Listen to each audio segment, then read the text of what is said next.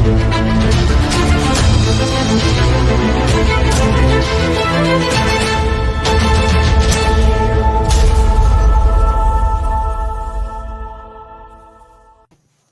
everybody. Welcome to this week's edition of UGA Sports Live. My name is Radi Nabulsi. I am joined by Dayne Young and Jim Donnan. Jim Donnan is the former Georgia football head coach of the University of Georgia Bulldogs. It means a lot to us that he joins us on the show, and we are going to pick his brain, try to make fun of him, probably get humiliated, and you'll get to enjoy that for the next hour or so. So we appreciate all of you joining us Tuesday at noon. It means a lot to us. Big shout out to our sponsors, Academia Brewing Company, Athens Ford, Your Pie, and of course our buddies at Dead Soxy. So we will talk about them later in the show. If you want, you can go hit up all those sponsors and tell them that, hey, I saw your commercial on UGAsports.com. Thank you for supporting a show that I like. It would mean a lot to us, and we appreciate it. Hey, and thanks last week for everybody that shared the show. That was great. We asked you specifically if you would share the show on Facebook, Twitter, Instagram, Tinder, wherever you're watching. A lot of folks did, and we really appreciate it. So that meant a lot to us.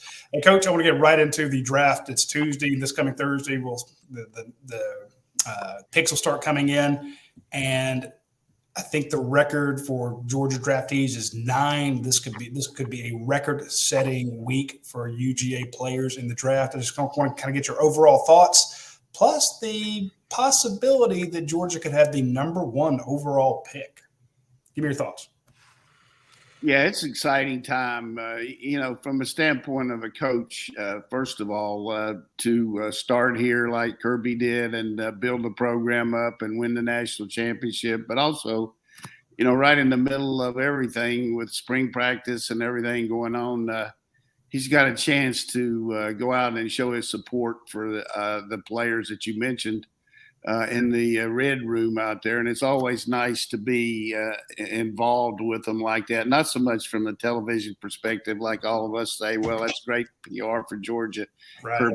Kirby Smart being out there and enjoying that with his players. But it's just the fact that you're going to share a moment that'll be the rest of their lives. A guy to be drafted as high. Trayvon could go 1. I don't think he's even going to be there. He's not listed as a guy being at the draft based on the ones that you put out. But I know that Coach Smart's going to go out there. Coach Schumann, who had a lot to do with recruiting some of these linebackers. He's got 3 linebackers going the first 2 rounds. And Coach Trey Scott, who had a tremendous amount of input to have guys like Devontae White and Jordan Davis and Trayvon Walker. So all 3 of those guys, which that's one of the reasons why you listen to UGA Sports. I know that you 2 clowns didn't know that all 3 were. I did not know that at all. But, I'm trying to text my guys, hey, y'all need to write a story about this. You're not clowns, but that's what I hear from some people that I have talked to. And it's not really a big story. It's just the fact that you have that many that you're involved with, and you'd like to be around them like that. And I hope that that's true, that Kirby is going to go out there with those guys and take them with them. I've seen the assistant coaches in there before too. So they have shared a lot of ups and downs with those guys, and this is going to be big up. So as far as Trayvon going number 1, certainly the one thing just overwhelming is his just physical stature and the way he's just lit up the combine and his own workouts here. The one negative, he just doesn't have a lot of body of work being an outside pass rusher, which everybody kind of visualizes him doing because he's so good at dropping into coverage and doing other things. So be kind of a bit of taking a little bit of a risk there. But everything you do in the draft is a little bit of that. But just the fact that he's mentioned and that could be the guy to take number 1 is unbelievable. And for us, we have a guy that's a general manager that told us about that a couple of weeks ago. I'm going to give you hell, Coach, because if you remember, I had said, hey, what they're saying out here is that Trayvon Walker could be going number 1. Yeah. And you said, who's saying that? Well, now it's the betting favorite in Vegas. Well, did you enjoy that, Dayne? I enjoyed letting that loose. That's been kind of pent up for a moment of like finally I told you so, coach. But I mean, I guess he has to go number one for me to really 250 to 1. You're on the board. Congratulations. Yeah, I mean but I mean, just the fact that if you look at the defense, it reminds me of that Miami defense that had so many guys up front, and then the linebackers they had, and then the secondary. You just don't see. I mean, people here are going to take it for granted because it's going to keep happening, kind of like what's happened over at Alabama when Kirby was there. All those defensive players taken. So I'm glad that we're going to, it's going to be a fun couple of days. It's going to be some highs and lows. I mean, some guys might be not quite as high as we think they might be from our perspective for Georgia. But the biggest thing, and I had a guy back when I was coaching at Florida State that came to me about signing and the draft as far as free agents and everything. He said the biggest thing, whether you're drafted or you're free agent, is getting with a team you can make the club, that you can get in there and make it. And if you make it, then you got to get that second contract. And that's what it's all about now, because everything is not as open as it was a few years ago. Everything's so structured. But once you get into a free agency and get into your fourth year, that's when you can really make the jack. And got to get these guys drafted so they can make some money, because these guys in college are going to be making more than they are with NIL pretty soon, the way it's looking. So a lot of fun out there, Jack going around. Coach, can you kind of take me behind the scenes of the NFL scouting? Because on its face, to me, having watched Georgia over the last few years very, very closely with you, I see if Trayvon Walker goes number one, like you said, his production at Georgia, stats definitely wouldn't dictate number one, but his production goes beyond stats. Whereas Nakobe Dean is one of the more productive linebackers I've ever seen in the SEC, and he's dropping on these mock draft boards. So how do NFL teams, I guess, look at this and do their projections? Because it wouldn't make sense to me that Nakobe Dean would be falling kind of at the same rate that Trayvon Walker's rising. Yeah, you just never know how much truth there is to any of this, because there's a lot of posturing, and you want to throw out some bait once in a while and let everybody think that maybe you're not as high on the guy, or whatever reasons people drop. But I think that in the case of Nakobe, he has been very productive, has a lot of stats and all, because linebackers are going to do that. But physical trait-wise, I think size, Quay Walker's got that on him, just from the standpoint he's a bigger guy, and has come on strong here lately, just like Channing Tindall has with his speed and quickness. Probably going to go a lot higher than we think, just because he can run so good. And that's the name of the game up there. You got to be able to chase down guys and put them on the ground. That's why you don't see a lot of long runs in pro football, because the defense is just so fast. It's just hard to outrun everybody if you don't just knock them all down. So I think from my perspective, the reason I said production was because he wasn't as much. He didn't. I'm talking about Trayvon Walker. He didn't play nearly as much as Nakobe Dean did. He was a situational type player in his first couple of years, and then he started playing more every down type deal. But even Jordan Davis, we look at the number of snaps that he played compared to some other guys. It's just phenomenal how much we rotated people and kept people. And in the pros, you don't get to do that quite as much. But, the game goes pretty fast up there because they don't stop the clock like we do for certain situations. I think Jordan Davis is a phenom. He's going to be able to handle down after down, just like Wyatt would. And the other thing about it, to me, that from a scouting perspective, these guys come and watch us practice. First of all, you have a regional scout that has the area. Then you have the chief scout that goes in and checks all the better players. So let's just say Radi is a regional guy for here, and you're a regional guy for the West, and I'm the chief scout. So you'll give me your report, then I'll go in and look at the better players and rate them against the other guys in other areas.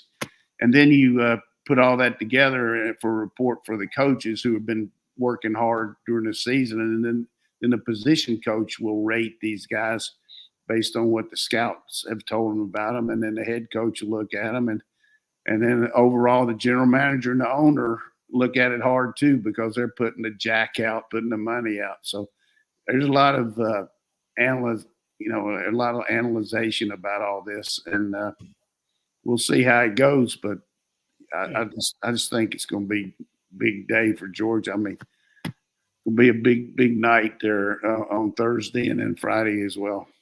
I really appreciate breaking it down like that, because I wasn't quite sure how it worked. I've run into some of those scouts, and I ask them a question or two, and then I'll get a call from a scout every now and then. And maybe it's probably not even the scout. It's probably just sometimes it is, but sometimes it's the research department, and they're asking, right. Hey, what happened to this kid in 10th grade that, you wrote a story about, or this kid had this thing going on. And we're seeing some of that happen, or we saw it happen in the past few weeks. And there were a few phone calls and stuff about some of these players. Two things stick out in my mind very vividly about last season about scouting.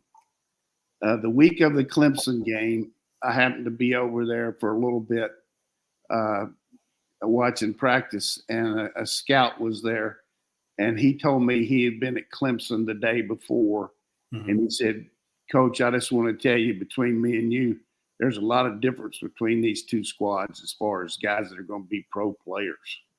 Wow. And, that made me feel pretty good, because even though we didn't wear them out, I mean, we did what we needed to and won the game. And I don't think we had any idea how good we were going to be, or that Clemson wasn't going to be.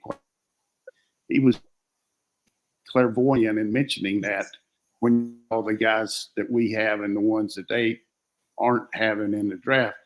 And then the week before the championship game, another general manager was there, and he told me he was at Alabama, and he just said, look, he said, this is the kind of team that you see on Alabama. Over the years, this team right here has more pro prospects than Alabama does. And we lost to them, but we came back, and that's two pretty vivid statements to me about where our program is that maybe you don't get on some of these other websites from some of these guys. I mean, I'm not bragging about me having any insight, but I think those are two good statements that we have arrived for sure. No, you're right. You're 100% right, because we talked at the beginning of the season how this team looked like an Alabama did. It looked like an Ohio State. And when Clemson went out there with that fantastic defense they had, I'm like, Georgia looks better than Clemson. And again, it's just observations. You can't put it into words, but when you have guys whose job it is to scout them say the same thing, that means a lot. And speaking of scouts, we have a great story on the front of UGASports.com right now about all eyes on Trayvon Walker.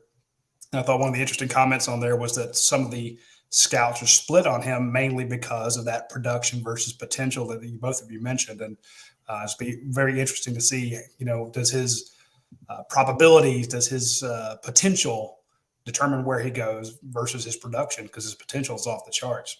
And I did want to bring this up to you, Coach, because I thought this was hilarious. There's a mock draft out there by Walter Football that has with the Detroit Lions picking Trayvon Walker, then Nakobe Dean, and then Lewis Seen, one back to back in their mock draft. So if that happens, I think we all need to get some Detroit Lions jerseys, even though Matt Stafford would probably say don't do it. But DeAndre Swift is up there too. Yeah, oh yeah, oh man, you get the whole team back together, so you can have Athens North up in Detroit. So that would be a fun one.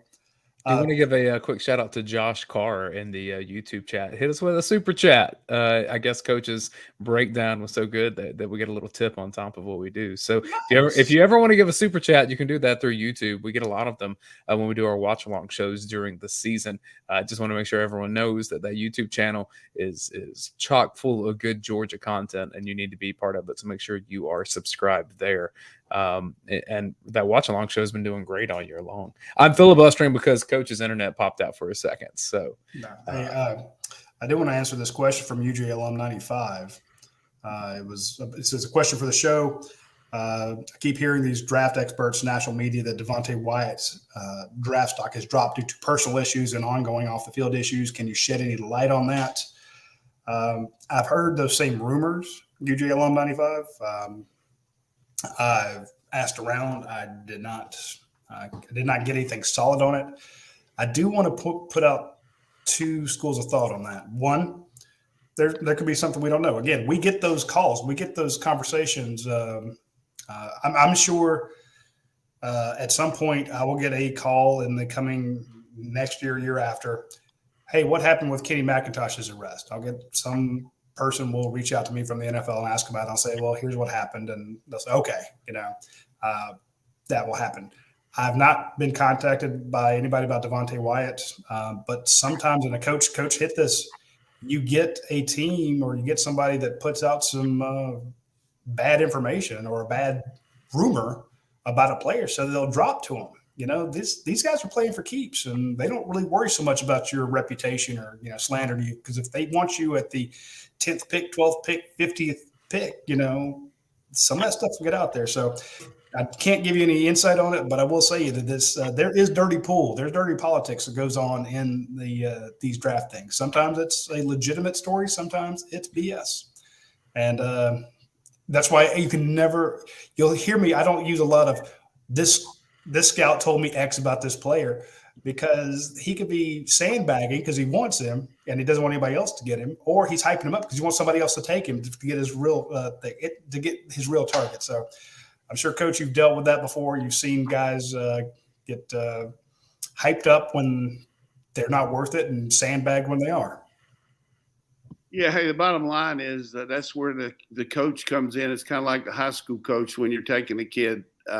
Great point. You go into you say, hey, what's the deal on this guy? And he'll say, hey, he really is a good kid, Coach. He's a little immature. He's had some issues there, but he's really come around, and he's worth his salt, as compared to saying, look, Coach, this guy's always been a troublemaker. I've never seen any way that he's going to change. You don't need him in your program. And that's the way it is with the pro people, because you got to look at the community as a whole and what you're bringing in to represent your team, because that's a big deal. There's a lot of people that go to the opera and they go to football games too, and they want people that act right. So it's just the way it is. So your character really has a lot to do with whatever you do in life, whether you're in athletics or whatever it might be. And it gets back to what I've always said, and I like to say it about once every 2 years. You can't win with bums. You're right. True. Very true. To that end, and Roddy, you'd mentioned Kenny McIntosh. For people that did not read it over at UGAsports.com, he was involved in a car accident, was not wearing his seatbelt. He rear-ended a vehicle. I think George Pickens was with him, which apparently George Pickens fled the scene and then came back. It was not the greatest of looks in the report. Coach, here's a question from the Dogman at UGA Sports. Big Dog asked, Coach, I realize that when we're dealing with student athletes that are ages 18 to 22, when it relates to them getting into trouble off campus, I'm curious if the athletic department offers some type of conduct familiarization course designed to help athletes understand the consequences of actions if they engage in unlawful activities while off campus. Yeah, I mean, the first week of fall camp, they have people come in and talk to them about drug awareness. When I was here, Kent Lawrence, who unfortunately has passed away, Judge Lawrence would come over and talk to us about the legal system. You have somebody come in from the FBI to talk about gambling. I mean, you talk about, domestic violence. You have people talk about domestic violence, everything. You got to coach them up, because that's all out there. And in the case of Kenny Mack, I don't know exactly what happened. I do know that a car pulled out in front of him and he hit him in the back. So sometimes those things happen. But I was riding down the street one time in Huntington, and there was a big truck beside me, and it was a 3-lane road going one way, and he didn't know that I was behind that truck in the second lane. And so when the truck pulled on past me. He didn't see me and hit me. And hey, things happen. But when you're an athlete or a coach, you get you're gonna make the paper or make the internet. So I don't really know exactly the whole gist of Kenny Mack, but I do know this. Every time I've ever been around him or everything I know about him, he's a 5-star person. Yep. And accidents happen, and people don't wear their seatbelts. And if you don't, you should be cited for it. I mean, it's not smart. So that's true. And that was kind of my point was we'll get that phone call. And I'm sure Kirby will get that call too. You know, when these guys go to the NFL draft and they dot their I's and cross their T's and be like, what really happened here? We're like, somebody pulled out in front of him. No big deal.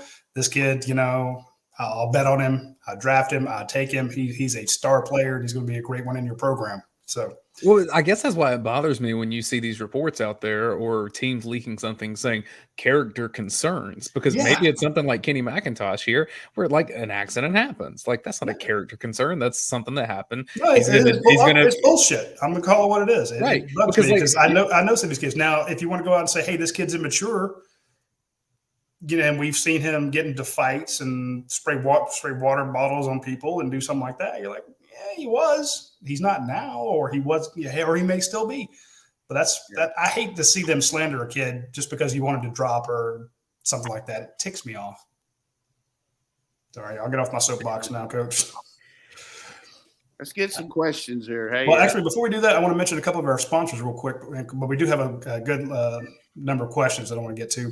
But I want to mention our friends at Dead Soxy first, because all of a sudden my feet are cold in this. I've had the air on it here, and all of a sudden my feet are cold, and I wish I had my socks on.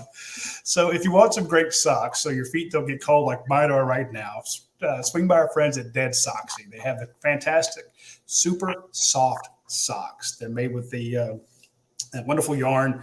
They have the True Stake technology, which keeps them up. Those flat seams, you know, if you're like me and you have wide feet and you put them into a dress shoe and you have that seam across the top and it presses into your foot because the shoes are too tight, you know, when you go to church, you don't have to worry about that because you have the flat seams and that buttery soft feel that just makes everything you get from Dead Soxy fantastic. They have all different styles. And we always show you the Georgia styles of socks, but if you have LSU friends or Alabama friends, you know, you can get them something for, say, a Father's Day or a retirement party or anything like that. You know, any birthday, anything that comes up, you can do that. Plus, they have some for the office. They're not just college-themed socks. You know, they have some for the club. If you want to go out dancing, if you want to be a fashion plate, they've got those as well. So check out our friends at Dead Soxy. They'll take care of you. I also want to mention our friends over at Academia Brewing Company. I was teasing Dayne about being a nerd, which apparently I'm a much bigger nerd than Dayne is. So only with Harry Potter, apparently. Yeah, and probably anything else that's stupid. Dayne's much more technical, so that's why I call him a nerd. But he's this. But they do have their Harry Potter trivia night that's coming up on May 2nd. But to me, this is something I think we could all get behind. They're going to have a watch party on May 7th for the Kentucky Derby. They're like, bring out your crazy hats, bring out your mint juleps. Yeah, bring it all out to the watch party out at Academia Brewing Company, May 7th from 2:30 to 7:30. It's going to be a hell of a party out there. So on the 2nd, you got the Harry Potter thing. On the 7th, you've got the watch party. There's always something going on out there at Academia Brewing Company. They're winning awards left and right for their beer, for their food, for their facilities. They have the trivia nights, live music, car shows. It's just a great place in the Athens community that you need to check out when you get a chance.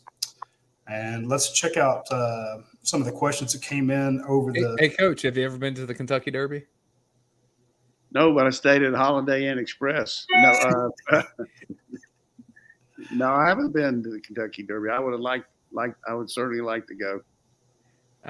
3 hours away from Huntington. I would have thought someone from West Virginia. Yeah, I was close. I was close a couple of times, but I didn't go.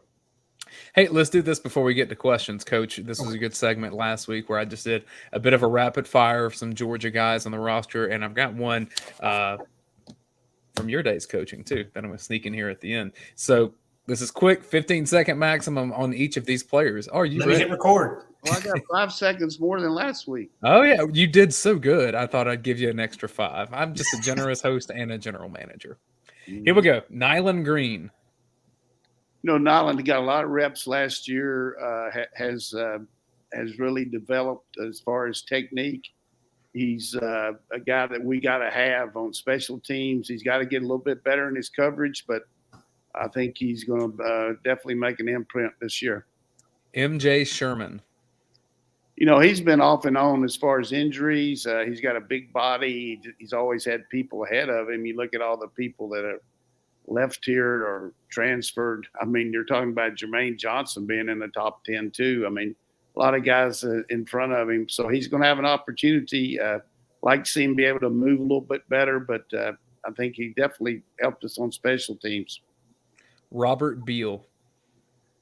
Hey, Robert Beal's been around here longer than Roddy. I mean, he's been here forever, and he had a little injury this spring, which is probably good to give those younger guys some more reps. But he's solid, knows the system, will provide some leadership, and you always like guys like that are going to be out there and you can count on, and he'll give us some quality reps. Now to the offense, Micah Morris. I've been really impressed with Micah's development. He got hurt last year and wasn't able to do much. So he was behind a little bit when he got in here. But really coming on, has got some good reps this spring, and kind of a surprise to me how quickly he's picked things up. So I'm pretty happy with him. Arian Smith. Well, Arian Smith just needs to work on his speed. I think the fact that he's a track guy and has had a couple injuries, people have a tendency to say he's injury prone, and maybe he might be. I don't think he is. I mean, he's shown some toughness, but he's definitely a guy that can catch the ball on deep throws. I mean, he's got really good eye-hand coordination on those high throws down the field. I mean, that's a long throw, and there's a lot of things can happen. You see people misjudge balls, but he's been very good at catching the deep ball, and he's got the kind of speed that you just don't have. I mean, he's in the 90, dial. I used to say like the Ivory Soap player. He's 99 and 44, 100% pure fast, and he can do it. I'm happy about him, and I think he'll really help us. And the final one, we'll call this Donnan's Dogs. 15-second rule does not apply here. Olandis Gary. Olandis, all of them are favorites of mine, but here's a guy that we got at Marshall, just pennies from heaven. I mean, he played in an all-star game up in Maryland, and nobody was really on him from Division I. And one of the guys that we had coming called our coach and said, "Look, we got this stud up here that's playing in this all-star game. Do you have a scholarship?" And so we got it. We couldn't go to the game, but we got a tape of the game, and he just wore it out. So we offered him a scholarship, sight unseen. Came to Marshall and just did unbelievable job. And then when I left, I told the Coach Pruitt that I wasn't going to mess with any of those guys, but if they were leaving, that I was going to talk to them. So I ended up getting Olandis here along with Jermaine Wiggins, who played really good for us and played in the Super Bowl.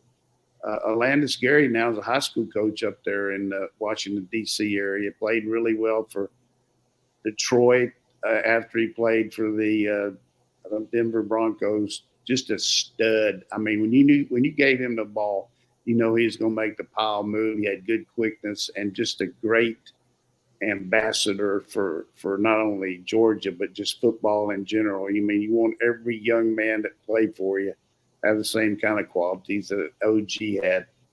And you talk about a perfect situation, him going to the Broncos, obviously a great team at that time, but just that Shanahan run scheme, it fit him so well to have a good start to his NFL career. Yeah, I mean, he was just a zone guy. He could do all those things. And, he told me once in a while, he said, "Hey, put me in fullback." We had Robert Edwards and Patrick Pass and all. He said, "Put me in at fullback. I want to get in the game." And seriously? So we put him in at fullback and ran 32 and 33 occasionally to keep him happy, but he was blocking a lot of times for Robert. And but we used to have us play on impact, overload right or left, and where we just break the huddle and go out there and run a quick play, and we'd be in an unbalanced line or something that they weren't ready for. And every time we ran 32 or 33 with him, it was like golden because he was so happy to get the ball. He didn't want to give it back.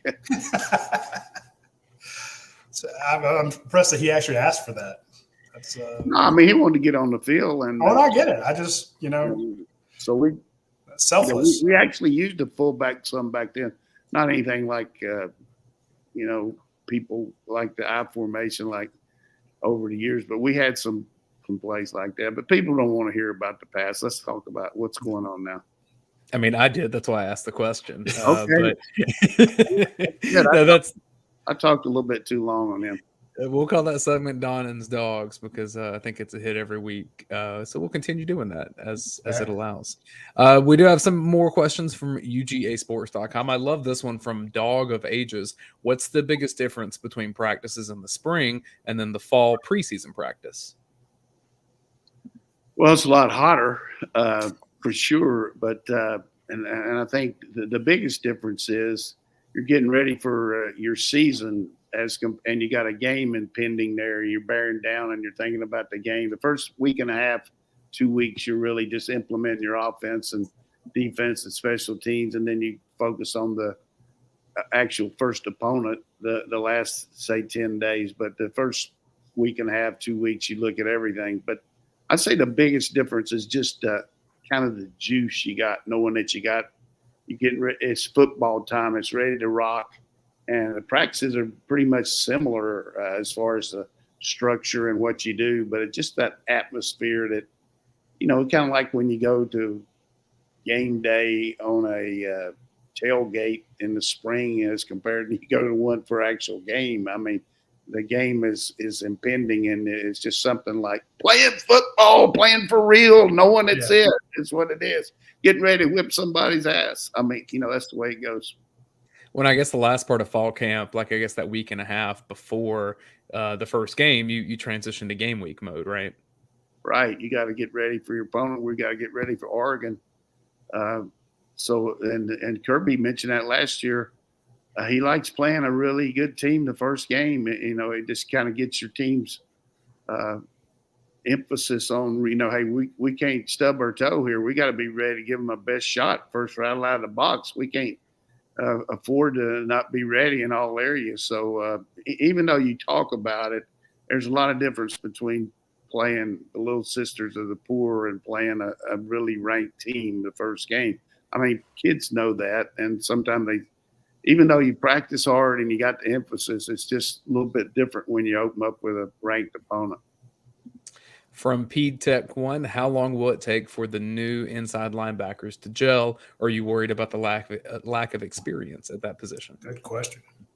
Yeah, it's going to take some time. I mean, anytime you have to replace guys with, and we talked about all three of them in the draft, but what you don't know is how much work they got in practice when they were on the second, third units, and how much they've got in the spring. And the one thing I always felt about a unit as a whole coming in without a lot of experience compared to one guy that knew what he's doing and two or three, you basically wrap your defense around it and plan it a little bit where we might not do quite as much and protect these linebackers a little more in the coverage calls, in the run fits and things like that, where they can get there, where you don't just rely on them being the guy that's got to do this in this situation, so you can work your units around playing maybe more nickel, playing more dime, doing some things where they don't have to be an every down linebacker. So they'll do that too. This question from UGA Maverick, and I did not plant this one. He said, which athletic department jobs would you hire Radi and Dayne for if you were the current head coach? Both have an array of skills. Which jobs fit them best? Sweet. That is really a perceptive. I got to be perceptive, but I'm not going to say anything about watching jocks or anything. That was my first reaction there. Hey, most of these guys would be good. I'm not going to say anything. No, but I hope your internet goes out again. No, I think for Dayne, it would be director of scouting. GM over here. Let's go. Just put him in there in the recruiting office and scout and check players out and do a show every week on film don't lie and stuff like that, right from Kirby's office. And then for Radi, I would say he would be the director of communications. He would be the Claude Felton. He would go over there and set it up where the media could have tremendous access to practice every day, and they would be out there with cameras and interviewing players right there and on the spot. And Radi would in middle of practice. There'd be a live stream of every practice, right? Radi would make sure that Mike Griffith and Seth Emerson and Chip Towers couldn't come to practice, but all the rivals guys could come. So Exactly. that's the way it would be. Come on in, rivals guys. Uh-huh. I love that question. I promise you, we didn't plant that. Yeah, I think both of you'd be good in those areas, but it's definitely something you could do. And if you had a wish list of what you could do that you can't do, Radi would want to be the offensive line coach because he's always talked about how he used to block people over there at Conyers and what he would do. So he would go over there. Block anybody worth a damn. He would be the offensive line coach, and Dayne would be over there, and he would be coaching the tight ends because he would be figuring out ways for us to get the ball to the tight ends that we don't get it to, that he and Brent Rollins write about all the time. Hey, we're finally right this year. Like, get the ball to the tight ends as much as possible. Right. And let me coach Broderick Jones and Marius Mims and those boys. I'll just be like, hey, y'all take care of this. I'm going to go over here and have a margarita. Did you see where Brian McClendon is the highest rated tackle in the country coming back as far as grades for last year? Yeah. Warren McClendon, yeah. What did I say, Brian? You said Brian. Well, Brian's kin to him, so His uncle, yeah. I meant to say Warren. I can't give him enough love for how solid he is. I mean, he's a good player. What's the next one? That was about all I could talk about there. But. And Coach, I don't want to take anything away from Stacey Searles, but I'm just thinking if I had Cedric Van Pran and Tate Ratledge and Warren Erickson and Warren McClendon, Micah Morris, Marius Mims, Broderick Jones, I think I could. And then looking at Georgia's schedule. Don't forget Willock. Yeah, big old Willock, and Xavier Truss. I mean, come on. I'm just saying that even I, as dumb as I am, might be able to put out an offensive line that could probably keep Stetson Bennett from getting killed. You see, Coach, if I had that scouting job, I'm doing what Radi just did. We're talking, well, that guy's big, or that guy's fast. Big guy. Yeah. Love it. You guys get to live a different life here on the internet, that's for sure. So what's the next one?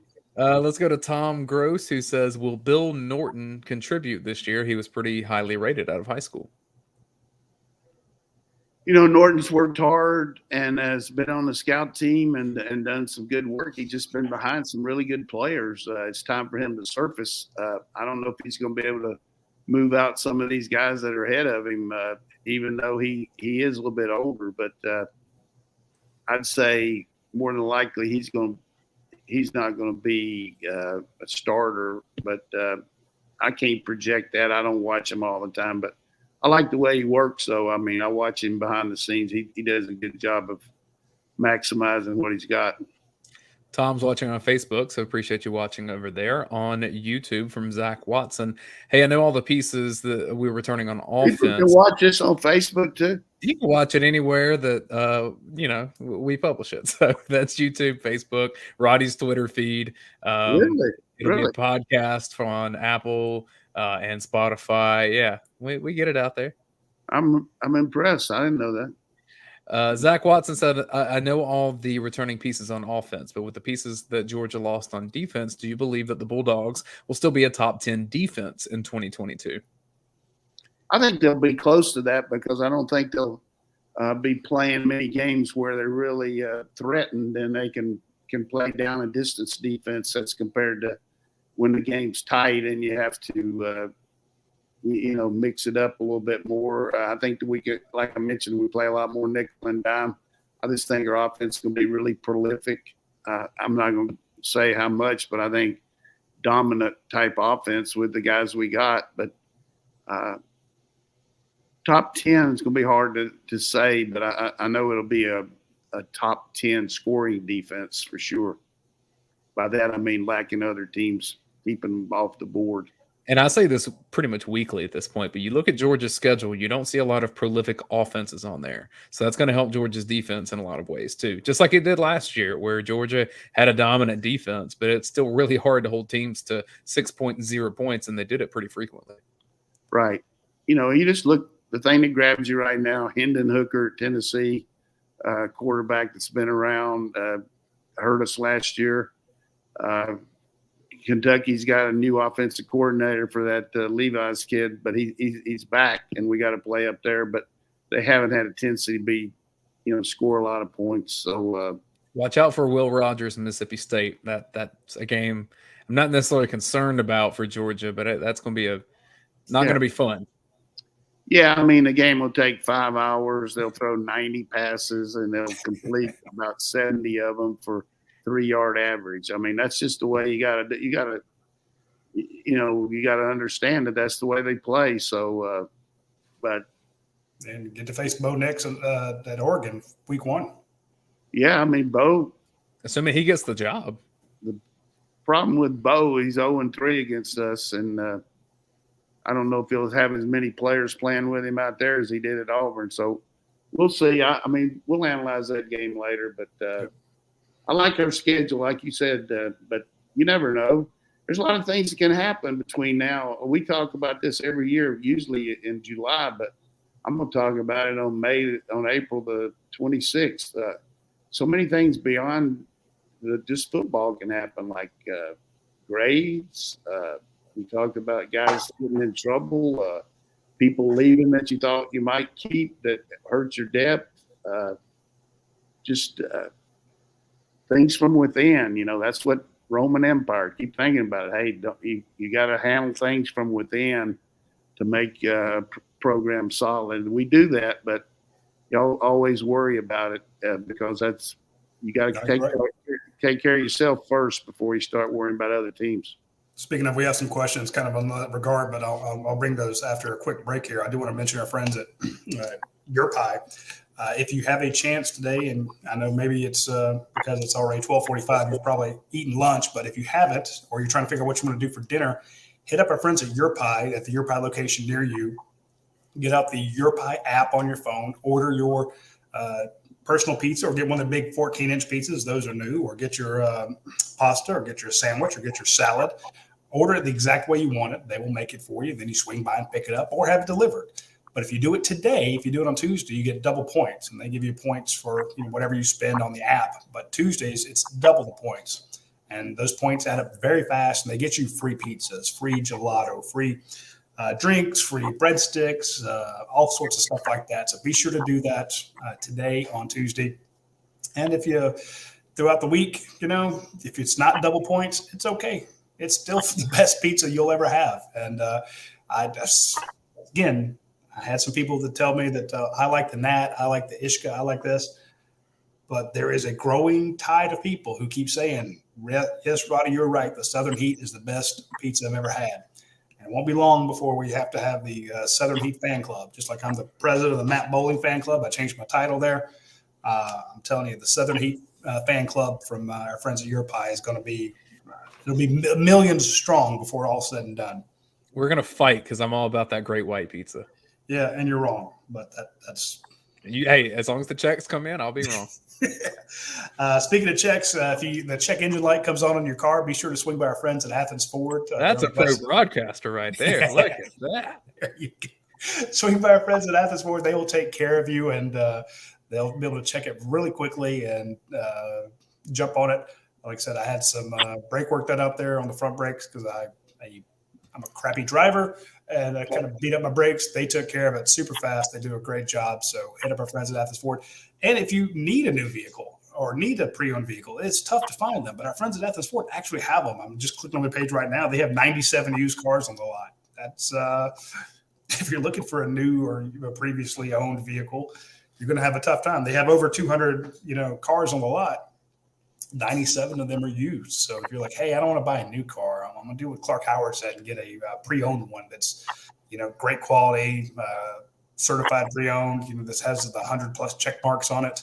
Our friends at Athens Ford have those on the lot, unlike a lot of dealerships throughout the state who are just absolutely struggling for products, and our friends at Atlas Ford have them. So hit them up when you get a chance, and they will take care of you. I had to get a new Universal joint on my truck a week ago. Oh, there you go. Snoop Dogg brand. Joking. From Pac-Man, who do y'all think will be the number 2 cornerback? Quarterback? Corner. Corner. Corner. Defensive You back. mean the opposite of Ringo? Opposite Keely Ringo. Are you talking about 2 deep or the 1 deep, the other guy? He says CB2, so I'm assuming the starter opposite of Ringo is what he's asking. I mean, that's TBD. Gonna be a lot of reps there, but you didn't get to see Kamari play in the spring game, but he played most of the spring. Kamari Lassiter, number 3, is that his number?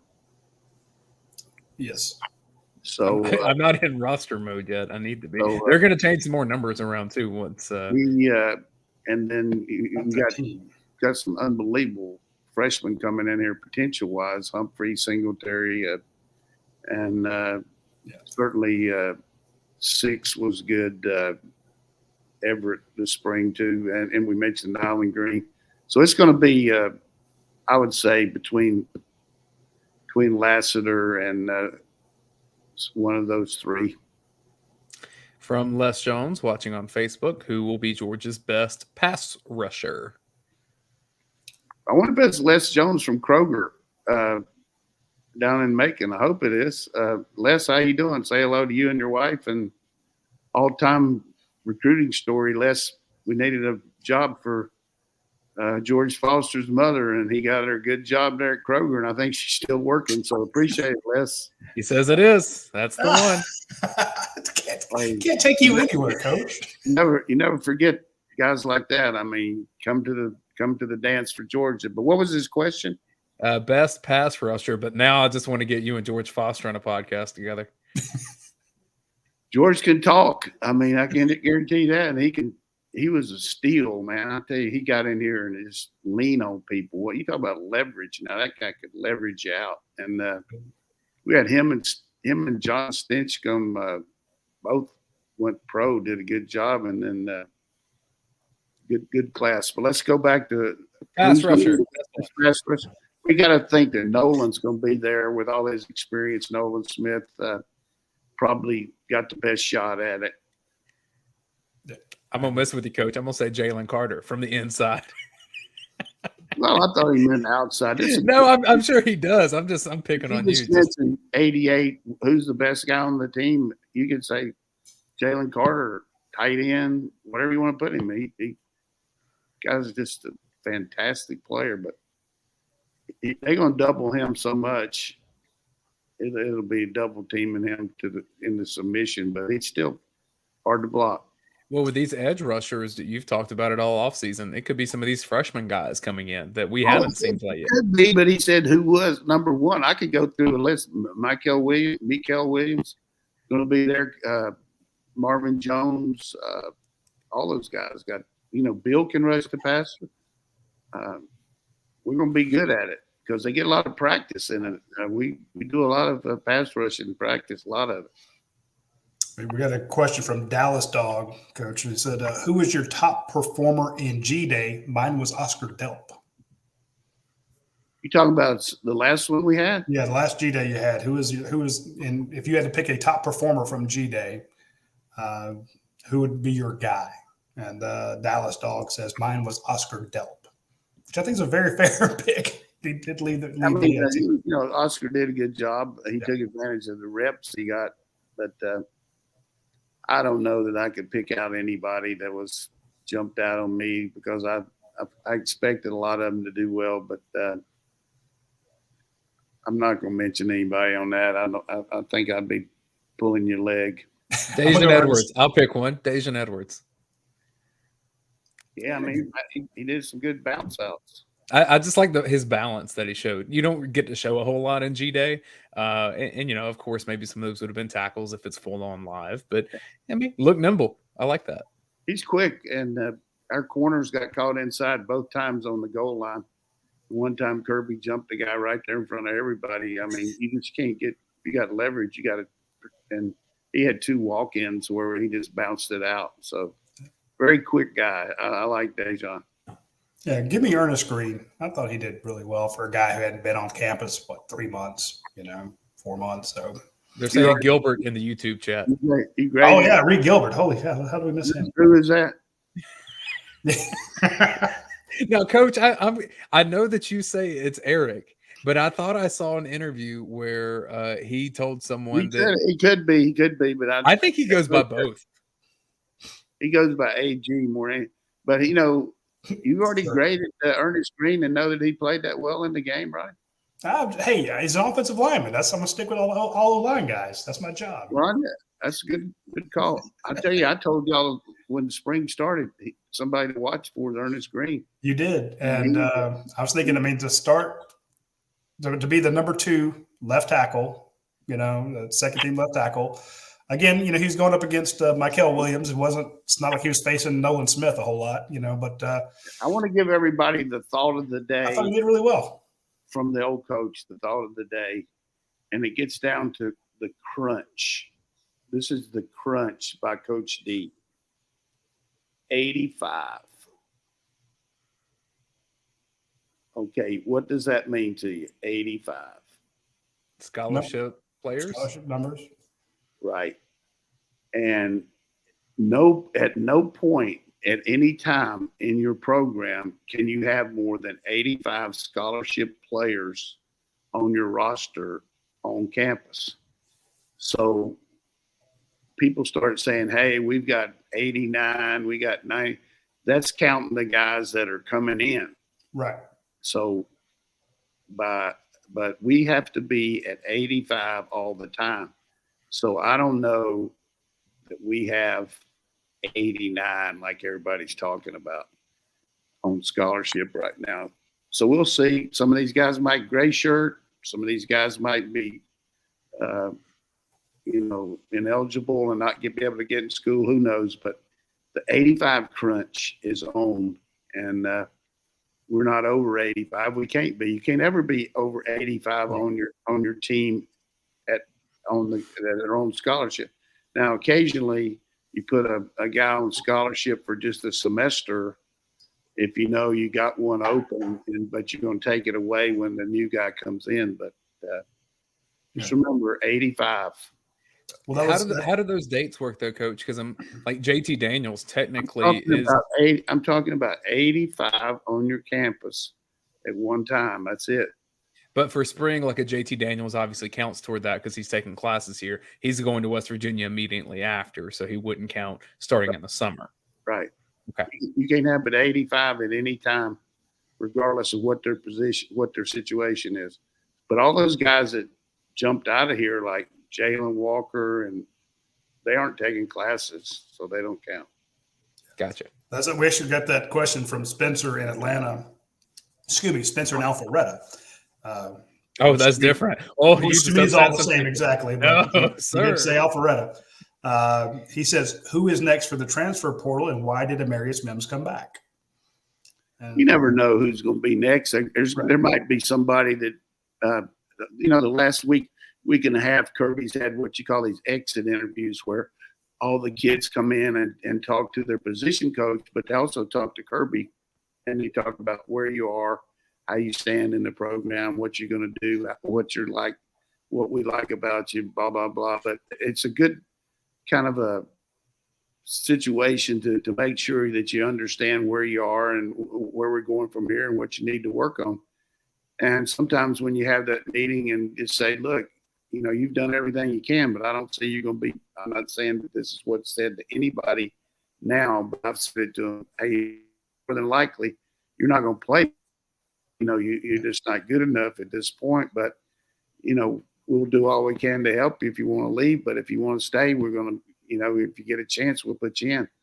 So as far as people leaving, we've had one right now that's come up lately, Mitchell, defensive tackles in there. We had about 10 others that have transferred when you go to Breeny and Speed and just 2 linemen, Webb and the Condon and two receivers, Johnson and the kid who went to East Carolina. So we've had several there. But as far as why did Mims come back? Yep. Baby, come back. That's what we were singing. No, but that was terrible for me to say that. That's a great one. I'm glad that he did, because look at the guy. He just turned 19 and he's just growing up. And he didn't have a lot of success here in the spring because he got hurt and he had a concussion protocol. And then all of a sudden it looks like he doesn't have a chance and the grass looks greener. But boy, you just look at what's ahead of him in the future with his size and everything. And he's still here. You just can't replace a guy that magnitude when you look at all the recruiting that you did, all the reps that he got. And I'm glad he came back. And there's nothing wrong with admitting you made a mistake. He felt like he made a mistake, I guess, and we're glad he's back. Yeah. It won't take long with injuries. It's very rare that a starting 5 offensive line stays healthy throughout a whole season, especially with the quantity of games that Georgia tends to play now. So it doesn't take long to get before you're in the best 5 if you're someone of Amarius Mims' talent. And then you look at also playing time. There's should be able to rotate a few guys there. I mean, I think you can do that. Sure. Fourth quarters will be available. Yeah. Speaking of injuries and just that Kirby Smart's had really bad luck when it comes to quarterbacks getting injured. It happens with some frequency in his years in Athens. And 21 Dogs says, who is the backup quarterback? So that's been one that's going around right now. And Coach, if you want to weigh in on that one. I think a lot of it has to do with fall camp. At this point, you got to give the edge to Beck because he's played more in practice. And, he was a backup in practice a lot last year when JT was down or when and as compared to Brock was running the scout team. But Brock had a really good spring. And I think it's hopefully both of them will be here in the fall. I haven't heard anything to the contrary, but Beck's more of a drop back guy. You change a few things for Brock that he does a lot like Bennett does. So we're good situation there. And then disappointed that the fans didn't get to see more Gunner in the spring game, but it's hard to play 4 quarterbacks. But Gunner is a good addition, and he, got a lot of good work and getting here in the spring, and he's won up on a lot of people. So it's going to be great to see that competition in the fall. And you can have a little bit more competition like that when you have a veteran quarterback that knows what to do, and you can give up some of his reps to these guys working with the first team because, he really has a good grasp of what we're doing. And people don't understand, which I'm going to make sure that you do right now and make a declarative statement that Stetson Bennett is one of the most intelligent quarterbacks that I've ever been around in my 50-some years of coaching. The guy really understands football, and he can grasp about anything you throw at him. I think these other kids are too, but he's on I don't know what his IQ is, but his football IQ is about 160. I think it's a good question to ask in the sense that last season Georgia played 2 quarterbacks in meaningful football time. The season before it was 3. So and technically, I mean, if you count the fall camp, so it wasn't on the field, but it would have been 4 that previous seseason. And so, I mean, there's a lot of water to go over or under the bridge, but I'm glad we got Stetson flying with the Blue Angels. That was awesome. And the 21 Dogs had a good question there. So, I don't think he was trying to gin up a quarterback controversy. It was good. Just curious to see who number 2 is. And Kirby's had some just bad luck with guys getting banged up, So you see, when you're a general manager like me, you always have to look at the depth chart and understand what's coming next. You got to see the problem before it's there, Coach. Right, you got it. I mean, you got to build that depth and you're only one play away from being the starter, and a lot of it will be training our defense too. I mean, that's one of the roles that our offense needs to take on is, look, we've got to make our defense better by giving them a lot of different looks and and presenting some of the things that we're going to see from other teams. So our offense can really help our defense, because more than likely they're not going to go against many better teams than our offense. So that'll be something you look at too. And Kirby can control that with the way we practice against each other. And when I'm in charge over there, we'll let in all the media except my competitors to watch, right, all the other quarterbacks get reps with the number ones, which will start wonderful controversies. Good. You got that. That'll be good. I like that. Photos and video? Yeah. Oh, hey, we're going to have drones just doing live feeds over every part of the field. That's David Pollock, man. David got the drones with his team, and I love it. David the other day, he's gonna be helping North Oconee now. I mean, he's moving on up and moving out of the coaching the smaller teams because his son's going into junior high, and he'll be a great addition. I mean, the guy's really passionate, and I want to mention too that David's having a golf tournament on May 23rd out there at the Georgia Club, and some openings in it. And if you want to get on there, you can check on his website, and there'll be some good people out there. Coach Dooley, myself, Coach Rick, Coach Smart will be out there shaking hands and talking to people. But come on out there and support David Pollock. He does a good job with his foundation. I love it. How'd I do with that commercial? There you go. That's a good commercial. And we'll mention it more on the weeks going up to it. We'll be sure that we get all those slots filled for him, because he's been good to the university. He's been good to us. So, yeah, his wife's coming back from knee surgery. Lindsay had hurt her knee skiing, and he's got her over there pushing her in the training room. So she's coming back hard, though. Poor thing. Poor lady. And those poor kids in North Dakota, they have no idea what's coming. So I'm sure some of them played for him in the past, so they're used to it. All right, folks, that's all the time we have for this week. We're going to have to let Coach go and get Dayne back to work for me, because he's just sitting around doing nothing. But he's got to get ready for the draft. I mean, he's going to Vegas. I haven't been sleeping, Roddy. It's a big week. He's representing the Saskatchewan Rough Riders. He's going to be handling some of these guys going to Canada if they can't make it at the draft. So he's working that job at night. So go get him, Dayne. Time zone difference really helps me. I appreciate that, Coach. Big shout out to our podcast sponsors, Academia Brewing Company. Again, remember they have the watch along party for the Kentucky Derby. Your Pie, it's double points Tuesday. Jump on that. Athens Ford, hundreds of vehicles on the lot that you can go buy right now. And, of course, our friends at Dead Soxy with their fantastic, comfortable socks, which I'm about to put on because my feet are cold.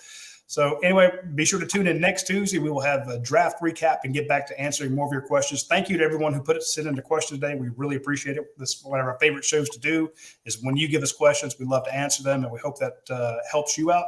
And thanks to everyone who shared this show. It means a lot to us. And if you're listening and not watching, go ahead and hit that subscribe button on Spotify and Apple Podcasts and wherever you're listening to it. We greatly appreciate all of you who download the show and listen to it at a different time. It means a lot to us. All right. We'll see you next Tuesday, folks.